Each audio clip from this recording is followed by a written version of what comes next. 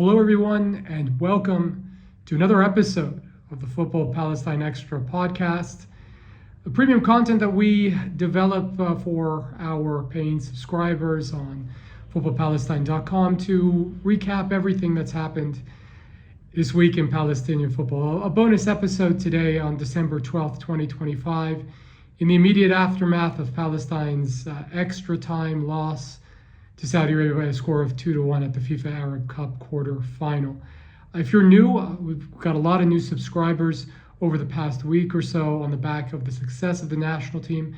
This is something we try and do as a bonus to our paying subscribers who support our work. I say our work because we're a community, but it really is just me putting out this content, finding leads, finding ways to interview the players, finding out all the details that you guys are asking about when it comes to the Palestine national team. It's been an absolute privilege to produce this content for you guys over the last 16 days.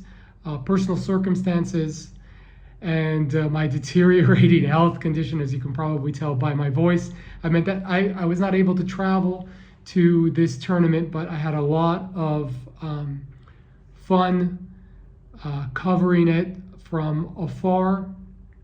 16 days, 5 matches, history made, and even though the road ends here, I think we can all appreciate what this team has done. So in this episode, we're going to kind of recap last night's match, the tournament as a whole, and what it means going forward. I think the big picture things, in the big picture and the grand scheme of things, we can be proud of what this team has done. Obviously, it always sucks when your team loses in slightly controversial circumstances, loses to go out of a tournament. But that's part of football, and there are 200 odd nations that contest this sport in an official manner under the auspices of FIFA, and many of them most of them actually will not get to play in a FIFA sanctioned tournament or in a tournament that's sanctioned by their confederation. They're just going to play qualifiers and going to make up the numbers. Even fewer are going to find success in those official tournaments that are held by FIFA or the AFC or the individual confederations. So, when you look at the grand scheme of things, what Palestine has been able to do over the past 2 years with no local league, in the midst of a war and a complete genocide of Gaza, it is super, super impressive. So without further ado, let's kind of get into what happened last night, and then we'll kind of get into the big picture of things.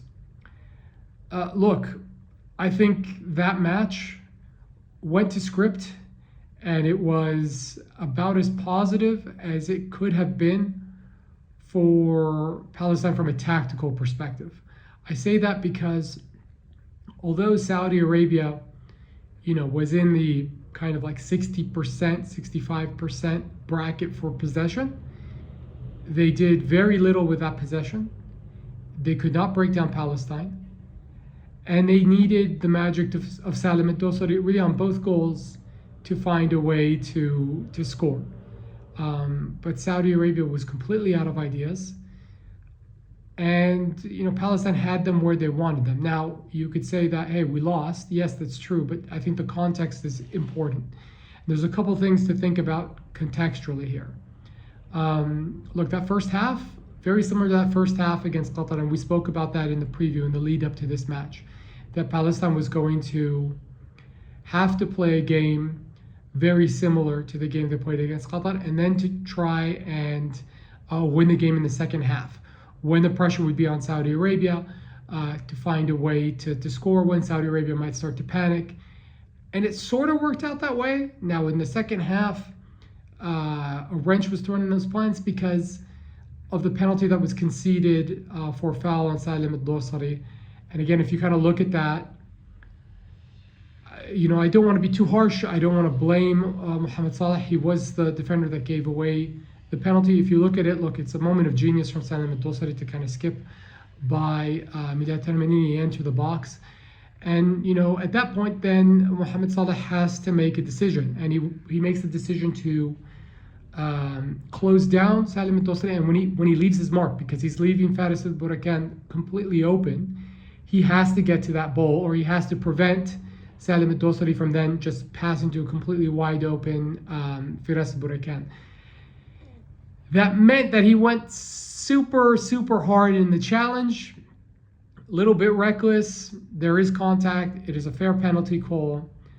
I think what you would want from a defender that is 32 years old, this is his second Arab Cup, this is his fourth major international tournament after playing the Asian Cup in 2019 and 2023, is a little bit of savviness to maybe take away the passing angle and tell him, hey, listen, you've got very limited space here.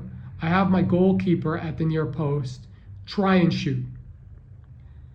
And that's not what happened. Now, it happened very, very quickly. Hindsight is 2020. All those things. It was a foul. It happens.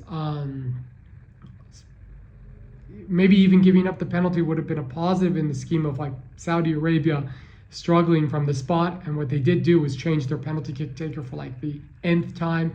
Firas Burakan stepped up, dispatched the penalty. I think if Rami had guessed the right way, he stops that penalty. But Saudi Arabia are up 1-0, and you're thinking, oh man, Palestine hasn't produced much in this match. How are they going to find a way back in? And already in my mind, for the coverage, I'm thinking, well, that's all she wrote. That's it. This team is out of gas. And you have to give a ton of credit. I don't know how they did it, but 8 minutes after that goal, Palestine is right back in, or I believe, 6 minutes, because 58 minutes, Firas Burakan scores. 64th minute, Odey Dabbagh responds. Hamid Salafta has some space, looks up, says two body in the box, sends in a perfect cross. Odey Dabbagh, little touch just to bring it down, and immediately just finishes at the near post. Really nice finish, super calm, super collected. That's his first goal since March 2024 when he scored a brace against Bangladesh, and he stepped up in the perfect moment. And people are going to say, oh, well, where were his goals in qualifying and all that? You still have to remember what he did in qualifying to assist Tamir Siam's opener against Kuwait. He still showed up in certain moments in qualification. You probably wanted him to be a little bit more present, but he picked a perfect time to score a big time goal. And then you felt, hey, the script and the narrative of this game has changed. Palestine can find a way back, and they were in the ascendancy. And then, as much as I hate to focus on refereeing, if I had to rank the referees from worst to best, all the way from Mario Escobar, who was the Guatemalan referee in charge of our match against Libya, the play-in match, all the way to Amin Omar. Amin Omar was the worst. And then the best probably Glenn Nyberg or Ismail Fatah, who were the game match officials for the opening match against Qatar and the second match against Tunisia. One of those two would have been the best. In general, before this match, I didn't have a lot to say about the referees. I would have said Ahmed El-Kaf would have been the worst one out of the four coming in here. But, what can you blame Ahmed El-Kaf for? He kind of gave a soft yellow card to Michel Tamanini in that game. He gave a penalty kick decision. To his credit, he went to VAR and he reversed it. So in the end, he got there. But what Omar did last night, there was just so many calls. The fact that the ball there was a ball about, I believe it was 1-1, kind of like in the halfway point between full time and when Odey Dabbagh scores the equalizer. The Ahmed El-Kaf keeps in. It's in an attacking phase of the game, and he blows it out of bounds. And you can't blame Mihab Abu Jazar for protesting and picking up a yellow card, because it was a completely blown call, and at this level, you can't make calls like that. You have to get those calls right. And he didn't. He got that call wrong. And then to make matters worse, 89th minute, he gives a yellow card to Firas Burakan for kung fu kicking Mohamed Saleh in the head. And I will just say this. Let's compare referees. You had Garay of Chile, who who refereed Morocco against Syria. And there was